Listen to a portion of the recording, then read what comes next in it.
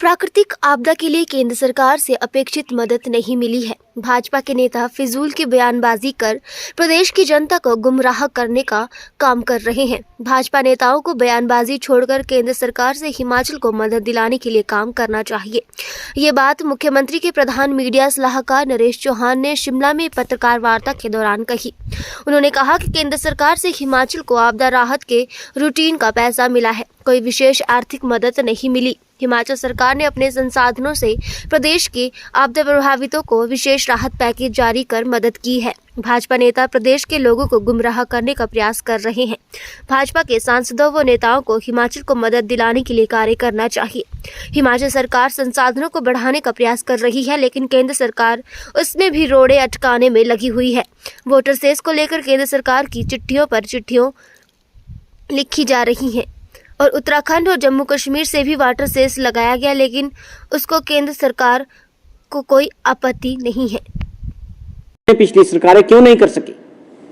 उसके बाद अगर वाटर सेस के लिए हमने बोर्ड बनाया, कमीशन बनाया, जो हमारे रिसोर्सेज है, पानी हमारी सबसे बड़ी ताकत है कि उसमें हमारे अधिकार होने चाहिए, उसको लेके एक बड़ा फैसला किया। उसमें लड़ाई लड़ेंगे, उसके साथ आगे बढ़ेंगे। उसमें भारत सरकार ने किस प्रकार का रोल रहा, किस प्रकार की चिट्ठियां लिखी, वो आप लोगों के सामने है। उसमें हमें सहयोग नहीं मिला भारत सरकार का जैसा मिलना चाहिए था, जबकि वो ऑलरेडी उत्तराखंड और जम्मू कश्मीर में वो काम कर रहे थे। तो ये बड़े फैसले ले रहे हैं कि अर्थव्यवस्था को ठीक करना है और उसके बाद गति देनी है विकास को।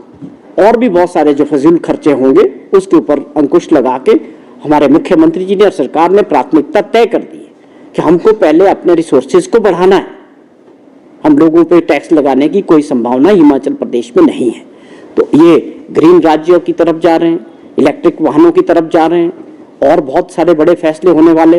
एक साल के अंदर एक नई दिशा एजुकेशन में हमने प्रॉमिस किया था कि हम हर कॉन्स्टिट्यूंसी में 3 स्कूलों को इंग्लिश मीडियम करेंगे, लेकिन हमारी सरकार ने इसके आगे बढ़ के फैसला लिया कि हम जो है सभी स्कूलों में अगले सत्र से इंग्लिश मीडियम पढ़ाई शुरू करेंगे। तो ये ऐसे फैसले जिसमें से गारंटीज में से हमने 3 फैसलों पे ऑलरेडी काम किया है और गारंटीज पे सब कमेटीज काम कर रही है ग्राउंड पे। उसको कैसे आगे बढ़ना, आने वाले अगले वर्ष और गारंटियों पे काम होगा, उसके अगले वर्ष और गारंटियों पे काम होगा। तो ये 4 साल का लक्ष्य है कि हम गारंटियों से भी आगे बढ़ के काम कर रहे हैं।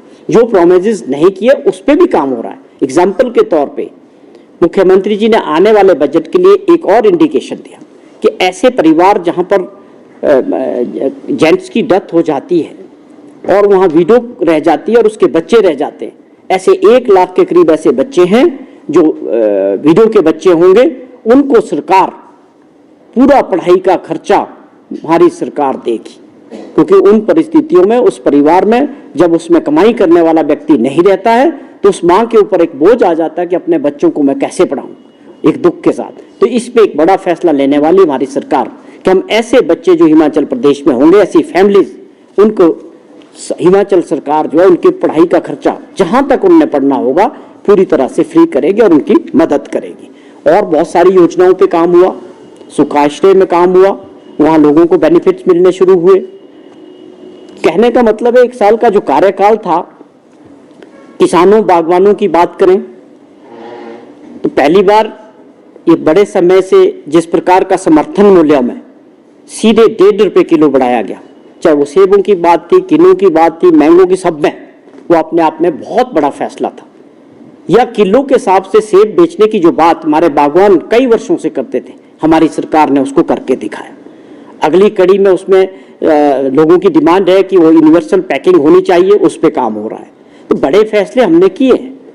ये अपने आप में बड़ा फैसला था कि जो है स्पोर्ट प्राइस इतना मिला। वो करते हैं जो प्रदेश से हैं, बहुत बड़े नेता हैं, सम्मानित है, वो अभी दौरा करके गए।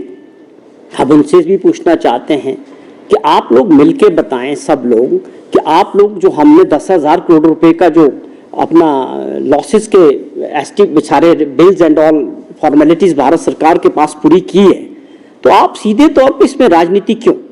सीधे तौर पे आप दिलाएं, कुछ मिलना चाहिए, अधिकार भी है हमारा। तो हम यही उम्मीद करते हैं नड्डा जी से भी और इनके अनुराग जी भी कैबिनेट मिनिस्टर हैं, आप सब मिलके आप प्रदेश की सहायता कराएं।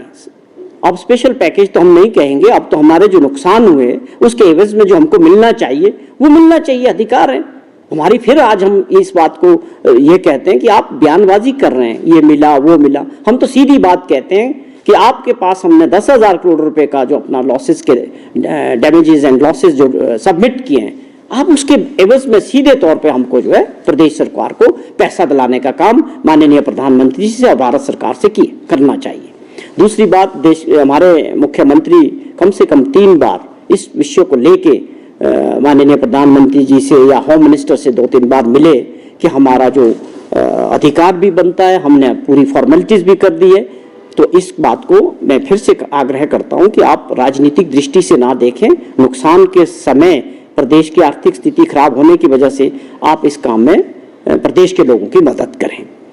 उसके बावजूद जो कुछ हुआ, हमारी सरकार ने बड़े फैसले लिए, अपने आप 4500 करोड़ रुपए का पैकेज घोषित किया अपने रिसोर्सेज से, स्टेट के, और उसको लेके आगे बढ़े। जिस प्रकार से राहत मैनुअल में चेंजेस हुए वो अपने आप में इतिहास है, वो इतिहास के पन्नों में लिखा जाएगा। हिमाचल देश के अंदर पहला राज्य बना है जिन्होंने जो है पूरे मैनुअल को चेंज करके 1 लाख की जगह 7 लाख रुपया लोगों को आज मिला। और उस कड़ी में बहुत सारी चेंजेस हुई मैनुअल में, लोगों ने अपने मवेशी है, गाय है, कोई और है, हर चीज को बढ़ाया गया, चाहे उसमें उनका घर था, चाहे उनके बगीचे के लॉसेस थे, जमीन के लॉसेस थे। तो ये सारी चीजें चेंज करने के बाद जिस प्रकार मुख्यमंत्री जी ने खुद मैक्सिमम जिलों में जाके लोगों को जो है राहत बांटी है, वो अपने आप में एक बहुत बड़ा काम, हमारी सरकार के सामने एक बहुत बड़ा चैलेंज था, उसको हमने बेखूबी किया है।